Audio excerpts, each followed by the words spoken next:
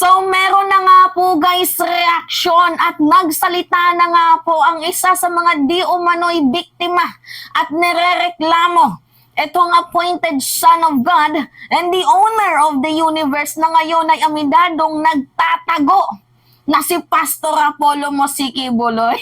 So ngayon guys, meron na pong reaction, nag-react itong mga di umano'y inabuso ni Pastor Mo Kids dahil nga ang sabi ni Kibuloy, yung mga babaeng nag-aakusa sa akin, pinag-aagawan nila ako. Yun po yung totoo, nakakahiyaman pong sabihin dahil masisira ang kanilang pangalan, pero ang totoo po, pinag-aagawan ako. Pinagyaman ako ng Diyos. Single ako, kaya pinag-aagawan ako. Wow! Tarantado may nag-comment guys, so baka pinag-aagawan ng Senado at Kamara. Sama mo pa yung FBI at CIA.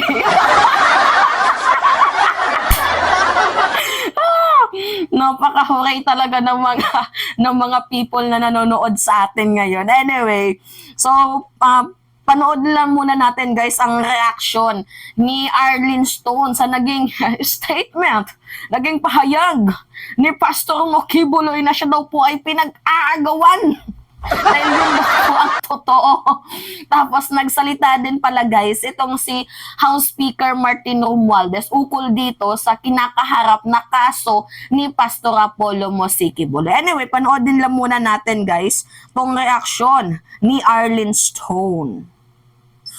Hanggang ako'y lumaki, hanggang ako'y naging 74 years old, hindi ko po na-enjoy ang aking kabataan sapagkat hindi ako nagliwaliw. Ako po'y nangaral. 50 years na ako nangangaral. 38 years in the kingdom ministry. Ni isang sigarilyo hindi tumama sa bibig ko. Choice niya yan eh. Maliit na bisyo, hindi ko pinasok. Ako po ay hindi nag-asawa. Ngayon, inaakusa ng napakarami. Ito po ang kasalanan ko. Pinayaman ako ng Panginoon Diyos, akala nila sa akin. Kasalanan pa ng Diyos? Ako, kaya pinag-aagawan ako. Pagkatapos na ako'y maghihindi, mapapahiya, ibabalikan nila sa akin. Yan ang tinatawag kong body parts one. Pakinggan nyo guys. Grabe, ang gwapo ni Kibuloy, no? Pinag-aagawan siya ng mga babae. Ang gaganda pa ng mga nag-aagaw sa kanya. Grabe. At tinanggihan daw niya, kaya binabaliktad siya. Pero hindi siya sumisipot sa hearing. Kung wala siyang kasalanan, bakit hindi siya sumisipot? Ang gwapo mo talaga, sir. Ang gwapo mo. Kaya ang haba, ang laki-laki ng respeto ko sa iyo noon. Pero ngayon, wala na. Negative. Megas, let's continue. Syndrome. Hindi po ko nagsasalita ng ganito kasi mapapahiya ang mga babae yan. Nag-aagawan sila. Mahirap pa sabihin. Yung reaction. Pinag-aagawan nila ako. Nalalawa pa rin sa mga magulang. Mayaman na tayo pag nangyari ko. Sabi ko hindi mangyayari yan kasi dedicated ako eh. Napahiya. Ngayon, binayaran. At ngayon, binabaliktad ang lahat ng istorya. Mahirap pong sabihin ko ito kasi masisira ka ng pagkababae. Napilitan naman ako sapagkat ang buhay ko po'y nanganganib. Anytime pwede na akong kidnapin kung nakita ang aking lair, ang aking hideout. Anytime pwede na ako ligo. Okay. So, yun na nga, no? Kita niyo naman yung reaction ni Madam Arlene Stone. Anyway, itong si Madam Arlene Stone, siya po yung nagpapakita ng full face kasi taas noo. Talagang sinasabi niya na totoo tong mga experience ko sa kamay ng kaisa-isang appointed son of God and the owner of the universe. Tapos narinig yun naman din ata guys na yung mga babaeng yan, binayaran para baliktarin ako. Shit, ang gwapo mo, Kibs! Ang gwapo mo! Binayaran pala. Bakit hindi mo harapin yung mga aligasyon patungkol na ikaw daw po ay isang manggagancho, pangalawang bangkanor ng bansang Pilipinas or di kaya ikaw ay umano'y Padre Damaso. Diba? So ngayon guys, ito na nga.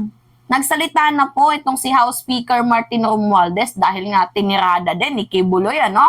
Sabi ni Kibs, ikaw, House Speaker, mag-resign kayo. Gumaganon siya. Ngayon, nagsalita itong si House Speaker Martin Romualdez. Patay ka ngayon.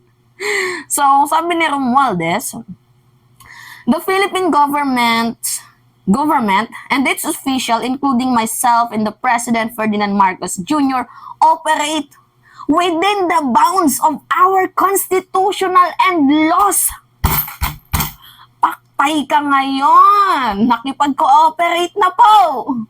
Ano pang sabi dito? We are committed to upholding the rule of law and ensuring the safety and security of all individuals.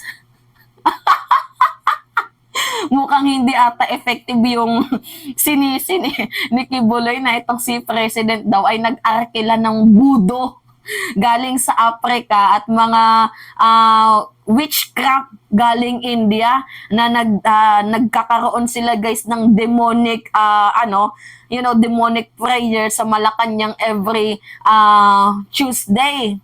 So sabi niya, nagpe-pray kayo sa demonic, nag-arkila kayo ng mga budo, mga witchcraft para sirain, para maghasik ng kadiliman sa Malacanang.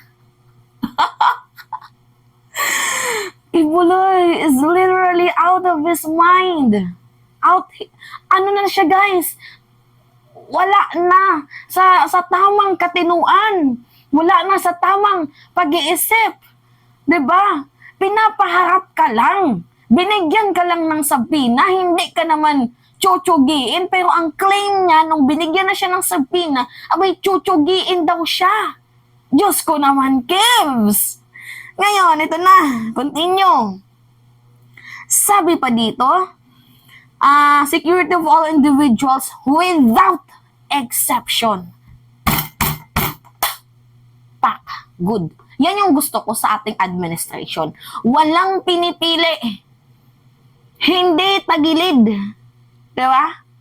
Fair and balance. Sino ka? Anak ka ng Diyos? Wala kaming kinikilingan. As long as for the safety of our fellow Filipinos and as long as hindi ka pa naman, under investigation, wag kang masyadong feeling above the law. You should face the allegation, face your consequences, and accept if you are win or defeat in this situation. Diba? Sabi dito, without exception. Pak! Baka House Speaker namin yan. May nag-comment. Kibulok versus Tambalok.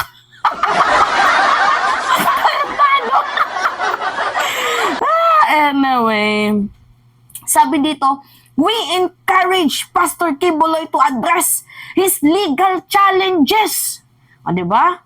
Payong kaibigan lang, Sabi nga, kung sa madaling sabi, bring it to the court for the proper and legal process. Yan po yung pinakamadaling sabi ni House Speaker. So sabi dito, through the proper legal channels and respect the legal process in place. Oh, come on, appointed son of God, please do a miracle. Kung ikaw man po ay kayang pumindot ng vibrator ng mundo. Kung ikaw man po ang kaisa-isang appointed son of God. Kung si Jesus nga hinarap yung mga aligasyon sa kanya, pinakos-akos, tapos ikaw tago-tago. Tama ba yun? Diba? Prove it na hindi ka si Mang Tanor or hindi ka abusive or tinatawag na human rights violator. Prove it to the legal process. Bring it to the court. Yan yung sabi ni House Speaker Martin Romualdez. Walang nakakatas dito. Wala kaming sinasanto dito. Sino ka man. Pag mali, mali.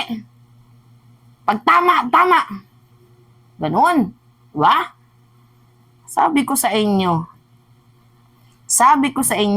literal na God works in a mysterious way. Akala ko nga guys, syempre sinuportahan ko itong si President Bongbong Marcos at ang kanyang administration. So, dahil nga si Kibuloy, before ay sumusuporta kay President, nagustuhan ko itong si Kibuloy. But literally, God works in a mysterious way. Minulat ako. Diba, from the darkness, from the close eye, talagang literal na, minulat ako sa katotohanan na, hindi lahat ng mga nagpapanggap na mabait ay mabait.